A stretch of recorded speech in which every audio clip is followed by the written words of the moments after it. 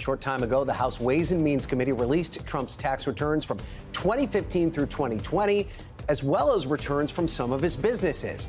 The release comes more than 6 years after the former president made this pledge to release the returns. I'll release them when the audit's completed. Nobody would release when it's under audit. I've had audits for 15 or 16 years. Every year I have a routine audit. Under audit, when the audit's complete, I'll release them. Of course, he never did release them. The committee obtained the returns in November after a long legal battle that went all the way to the U.S. Supreme Court. The panel hoped to release the documents last week, but it delayed the disclosure so staffers could redact personal information such as Social Security numbers.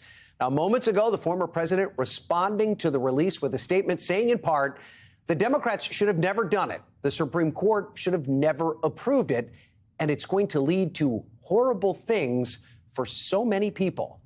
For us now to start off our coverage this hour, NBC News senior national politics reporter Jonathan Allen, Jeff Bennett, the chief Washington correspondent for the PBS NewsHour and an MSNBC contributor, and Sue Craig, a New York Times investigative reporter who has spent probably more than anyone spending a lot of time digging into Trump's taxes. Thank you all for being here. I appreciate it. Jonathan, let's start with you. Obviously, these returns have only been out for a very short period of time, but what have we been able to learn so far?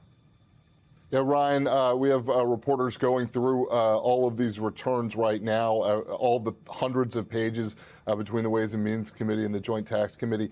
One of the things that becomes clear is just how muddy the picture is, that the IRS was having difficulty doing its quote-unquote mandatory audit of a president's taxes because of the number of pass-through entities that they had to deal with. So the Ways and Means Committee saying that there was no accounting for, no ability to go through hundreds of pass-through entities, and also saying that they had difficulty figuring out a complete picture of his deductions and how reasonable and reliable they were.